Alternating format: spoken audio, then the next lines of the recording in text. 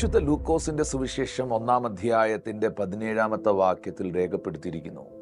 അവൻ അപ്പന്മാരുടെ ഹൃദയങ്ങളെ മക്കളിലേക്കും വഴങ്ങാത്തവരെ നീതിമാന്മാരുടെ ബോധത്തിലേക്കും തിരിച്ചുകൊണ്ട് ഒരുക്കമുള്ള ഒരു ജനത്തെ കർത്താവിന് വേണ്ടി ഒരുക്കുവാൻ അവന് മുൻപായി ഏലിയാവിൻ്റെ ആത്മാവോടും ശക്തിയോടും കൂടെ നടക്കും. ഇത് യോഹന്നാൻ സ്നാപകനെ കുറിച്ചുള്ള അല്ലെങ്കിൽ സ്നാപക യോഹന്നാനെ കുറിച്ചുള്ള ഒരു പ്രവചനമാണ്.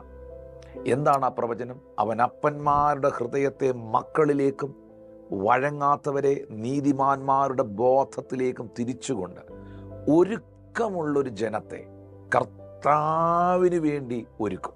ഇന്ന് ഈ മെസ്സേജ് കേൾക്കുമ്പോൾ സ്നാപക യോഹന്നാനെ കുറിച്ച് ചില കാര്യങ്ങൾ ഒന്ന് പരാമർശിക്കുകയാണ്. 400 വർഷത്തിന് ശേഷം എന്ന് വെച്ചാൽ മലാക്കിക്കും മത്തായിയുടെ സുവിശേഷത്തിനും ഇടയിലുള്ള ഇരുണ്ട കാലഘട്ടം എന്ന് വിശേഷിപ്പിച്ച 400 വർഷ കാലഘട്ടങ്ങൾക്ക് ശേഷം ആ കാലത്തിൽ യഹൂദിയ നാട്ടിൽ മുഴങ്ങിക്കേട്ട പ്രവചന ശബ്ദമാണ്, ദൈവത്തിൻ്റെ ശബ്ദമാണ് സ്നാപക യോഹന്നാൻ്റെ പ്രസംഗങ്ങളും പ്രവചനങ്ങളും. സ്ത്രീകളിൽ നിന്ന് ജനിച്ചവരിൽ യോഹന്നാനേക്കാൾ വലിയവൻ ആരുമില്ല എന്നാണ് സ്വർഗത്തിലെ ദൈവം തന്നെ സാക്ഷ്യപ്പെടുത്തിയിരിക്കുന്നത്. യോഹന്നാൻ ഒരു പ്രാർത്ഥനയുടെ മറുപടിയായിരുന്നു.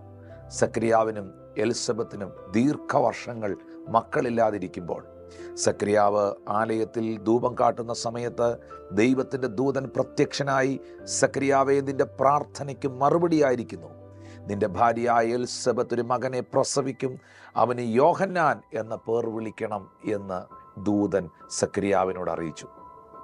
എലിസബത്തിനെ നാട്ടുകാർ വിശേഷിപ്പിച്ചത് മച്ചി എന്നായിരുന്നു. അങ്ങനെ ഒത്തിരി പരിഹാസത്തിലൂടെയും നിന്ദയിലൂടെയും കടന്നുപോയ ദീർഘവർഷങ്ങൾ തലമുറകളില്ലാതെ ഭാരപ്പെട്ട ആ ദമ്പതികൾക്ക്, ആ കുടുംബത്തിന് ദൈവം തന്നെ പേരിട്ട, വേദപുസ്തകത്തിൽ പുതിയ നിയമത്തിനകത്ത് ദൈവം തന്നെ പേരിട്ട 2 വ്യക്തിത്വങ്ങൾ, ഒന്ന് ദൈവപുത്രനായ യേശുവിന് അവൻ യേശു എന്ന പേർ വിളിക്കണമെന്ന് മറിയത്തോട് ദൂതൻ പറഞ്ഞു.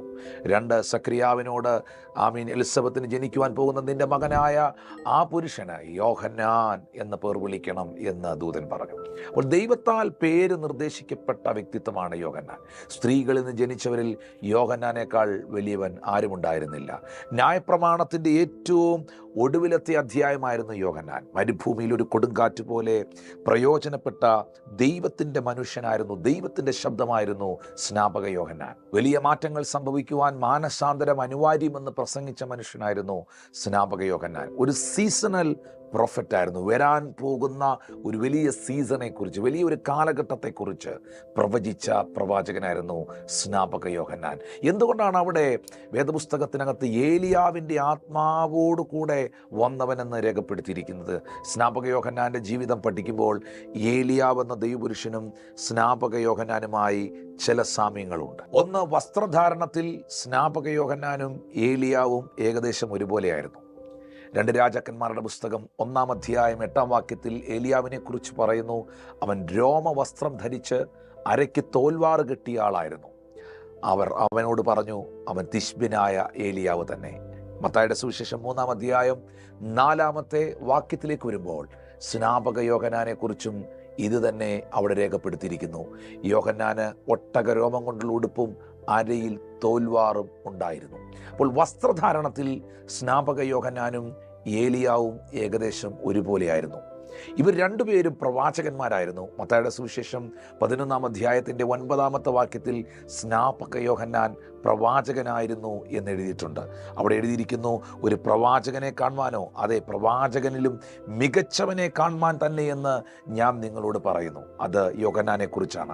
1 രാജാക്കന്മാരുടെ പുസ്തകം 18-ാം-22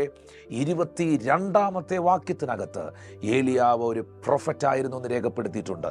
പിന്നെ ഏലിയാവ് ജനത്തോട് പറഞ്ഞത്, യഹോവയുടെ പ്രവാചകനായി ഞാൻ ഒരുത്തൻ മാത്രമേ ശേഷിച്ചിരിക്കുന്നുള്ളൂ, ബാലിൻ്റെ പ്രവാചകന്മാരോ 450 പേരുണ്ട്. അപ്പോൾ ഏലിയാവ് തന്നെ ഇൻട്രൊഡ്യൂസ് ചെയ്യുന്നത്, ഐ ആം ദ പ്രൊഫറ്റ്, ഞാനൊരു പ്രവാചകനാണ് എന്നുള്ളതാണ്. രണ്ടുപേരും രാജ്യത്തിലെ ജനങ്ങളെ സ്വാധീനിച്ചവരാണ്. സ്നാപക യോഹന്നാനും ഏലിയാവും രാജ്യത്തിലെ ജനങ്ങളെ സ്വാധീനിച്ചിരുന്നു. മത്തായിയുടെ സുവിശേഷം 3-ാം അധ്യായം 5-6 വാക്യങ്ങൾ വായിക്കുമ്പോൾ സ്നാപക യോഹന്നാൻ ആ ദേശത്തിലെ അന്നത്തെ കാലത്തെ ജനങ്ങളെ ഭയങ്കരമായി തൻ്റെ ശുശ്രൂഷ സ്വാധീനിച്ചിരുന്നു.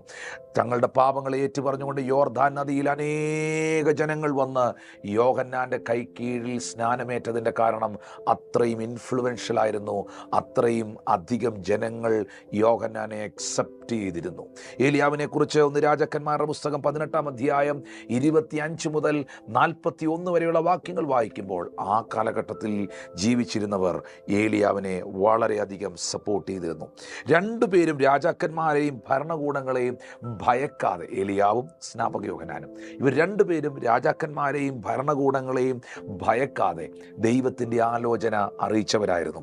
മത്തായി സുവിശേഷം 14-ാം അധ്യായത്തിൻ്റെ 4-ാം വാക്യത്തിൽ വായിക്കുമ്പോൾ യോഹന്നാൻ എത്രയധികം അന്നത്തെ റൂളേഴ്സിൻ്റെ മുൻപിൽ, ഭരണകൂടത്തിൻ്റെ മുൻപിൽ ഇൻഫ്ലുവൻഷ്യലായിരുന്നു കാണാം. യോഹന്നാൻ അവനോട് പറഞ്ഞത്, അവർ അവനെ പിടിച്ചു കെട്ടി തടവിലാക്കിയിരുന്നു.